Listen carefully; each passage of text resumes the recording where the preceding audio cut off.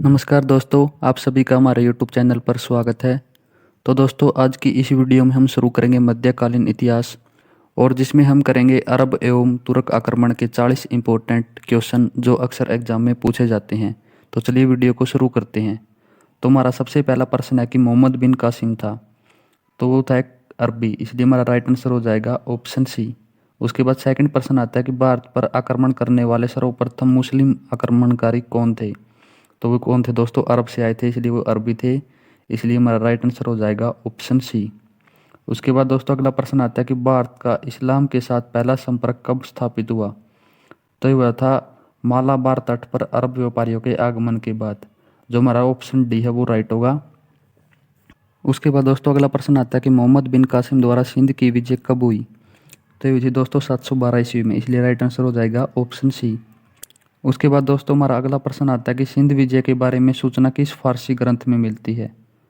तो ये मिलती है दोस्तों चचनामा, जो ऑप्शन ए है वो हमारा राइट हो जाएगा। उसके बाद दोस्तों अगला प्रश्न आता है कि अरबों के आक्रमण के समय सिंध का शासक कौन था। तो ये था दोस्तों दाहिर, इसलिए राइट आंसर होगा ऑप्शन ए। उसके बाद दोस्तों सातवां प्रश्न है कि सिंध पर विजय प्राप्त करने वाले अरब सेना के सेनापति का नाम बताइए। तो ये थे दोस्तों मोहम्मद बिन कासिम, इसलिए राइट आंसर हो जाएगा ऑप्शन डी। इसके बाद हमारा अगला प्रश्न आता है कि इनमें से कौन गजनी राजवंश का संस्थापक था। तो ये था दोस्तों हमारा अल्पतगिन, इसलिए राइट आंसर हो जाएगा ऑप्शन ए। उसके बाद अगला प्रश्न आता है कि महमूद गजनवी किस वंश का था। तो ये था दोस्तों हमारा यामिनी वंश, इसलिए राइट आंसर हो जाएगा ऑप्शन ए। उसके बाद हमारा अगला प्रश्न आता है कि किसने एक तरफ संस्कृत मुद्रा लेख के साथ चांदी के सिक्के निर्मित किए। तो ये भी दोस्तों हमारा महमूद गजनवी था, इसलिए राइट आंसर हो जाएगा ऑप्शन बी। उसके बाद 11वां क्वेश्चन आता है कि शाहनामा का लेखक जो महमूद गजनवी के दरबार से संबंधित था, वो था दोस्तों हमारा फिरदौसी, इसलिए राइट आंसर हो जाएगा ऑप्शन बी। उसके बाद अगला प्रश्न आता है कि महमूद गजनवी का दरबारी इतिहासकार कौन था। तो ये था दोस्तों उतबी, इसलिए राइट आंसर हो जाएगा ऑप्शन बी।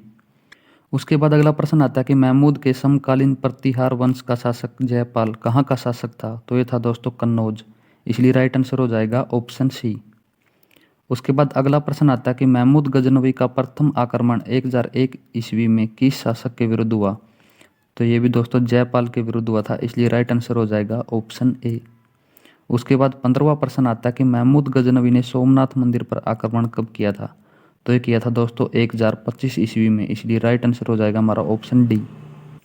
उसके बाद हमारा 16वां प्रश्न आता है कि महमूद गजनवी के सोमनाथ पर आक्रमण के समय वहाँ का शासक कौन था। तो दोस्तों हमारा भीम प्रथम, इसलिए राइट आंसर हो जाएगा ऑप्शन ए। उसके बाद दोस्तों हमारा 17वां प्रश्न आता है कि निम्नलिखित में से किसने महमूद गजनवी के हमले के बाद सोमनाथ मंदिर का पुनर्निर्माण किया। तो ये किया था दोस्तों भीमदेव ने, इसलिए राइट आंसर हो जाएगा ऑप्शन बी। उसके बाद 18वां प्रश्न आता है कि महमूद गजनवी का भारत पर अंतिम आक्रमण 1027 ईस्वी में किसके विरुद्ध हुआ था। तो ये हुआ था दोस्तों जाटों के विरुद्ध, इसलिए राइट आंसर हो जाएगा ऑप्शन ए। उसके बाद हमारा अगला प्रश्न आता है कि निम्नलिखित में से कौन सा शासक महमूद गजनवी से पराजित नहीं हुआ था। तो वो था दोस्तों जय शक्ति, इसलिए राइट आंसर हो जाएगा ऑप्शन सी। उसके बाद 20वां प्रश्न आता है कि महमूद गजनवी के भारत पर आक्रमण का उद्देश्य क्या था। तो था दोस्तों भारत की संपत्ति को लूटना, इसलिए राइट आंसर हो जाएगा ऑप्शन ए। उसके बाद दोस्तों हमारा अगला प्रश्न आता है जिसमें कथन ए दिया हुआ है कि महमूद गजनवी ने भारत पर 17 बार आक्रमण किया, और इसका कारण आर दिया हुआ है कि वह भारत में स्थायी मुस्लिम शासन की स्थापना करना चाहता था। तो दोस्तों इसका राइट आंसर होगा ऑप्शन सी। ए सही है परंतु आर गलत है, क्योंकि वो केवल धन लूटना चाहता था और शासन स्थापित करना नहीं चाहता था। उसके बाद दोस्तों हमारा 22वां प्रश्न आता है कि अल बरूनी भारत में महमूद गजनवी के साथ कब आया था। तो आया था दोस्तों 11वीं शताब्दी में, इसलिए राइट आंसर हो जाएगा ऑप्शन सी। उसके बाद दोस्तों हमारा अगला प्रश्न आता है कि पुराणों का अध्ययन करने वाला प्रथम मुसलमान कौन था। ये भी दोस्तों अल बरूनी था, इसलिए राइट आंसर हो जाएगा ऑप्शन सी। उसके बाद दोस्तों हमारा 24वां प्रश्न आता है कि महमूद गजनवी के साथ भारत आने वाला प्रसिद्ध इतिहासकार कौन था। तो ये था दोस्तों अल बरूनी, इसलिए राइट आंसर हो जाएगा ऑप्शन बी।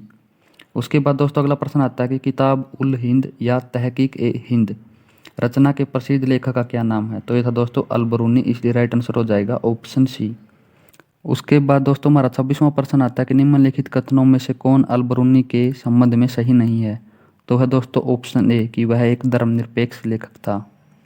उसके बाद दोस्तों 27वां प्रश्न आता है कि मोहम्मद गौरी का संबंध निम्नलिखित में से किस वंश से है। तो था दोस्तों संसबनी वंश, इसलिए राइट आंसर हो जाएगा ऑप्शन बी। उसके बाद दोस्तों 28वां प्रश्न आता कि गौर किन दो साम्राज्यों के बीच था। तो ये था दोस्तों गजनवी और सल्जूक, इसलिए राइट आंसर हो जाएगा ऑप्शन ए। उसके बाद अगला प्रश्न आता कि मोहम्मद गौरी की मृत्यु कब हुई। तो ये हुई थी दोस्तों 1206 ईस्वी में, इसलिए राइट आंसर हो जाएगा ऑप्शन डी। उसके बाद दोस्तों 30वां प्रश्न आता कि मोहम्मद गौरी का प्रथम आक्रमण 1175 ईस्वी में कहाँ पर हुआ था। तो ये हुआ था मुल्तान पर, इसलिए राइट आंसर हो जाएगा ऑप्शन ए। उसके बाद अगला प्रश्न आता कि मोहम्मद गौरी को सर्वप्रथम किसने पराजित किया था। तो किया था दोस्तों पृथ्वीराज चौहान ने, इसलिए राइट आंसर हो जाएगा ऑप्शन बी। उसके बाद दोस्तों 32वां प्रश्न आता कि पृथ्वीराज चौहान ने मोहम्मद गौरी को किस युद्ध में पराजित किया था। तो किया था दोस्तों प्रथम तराइन युद्ध में 1191 ईस्वी में, इसलिए हमारा राइट आंसर हो जाएगा ऑप्शन ए। और ये स्थान दोस्तों हरियाणा में करनाल जिले के अंदर है। उसके बाद दोस्तों 33वां प्रश्न आता कि किस लड़ाई ने मोहम्मद गौरी के लिए दिल्ली अक्षेत्र खोल दिया था। तो था दोस्तों तराइन की दूसरी लड़ाई, इसलिए हमारा राइट आंसर हो जाएगा ऑप्शन बी।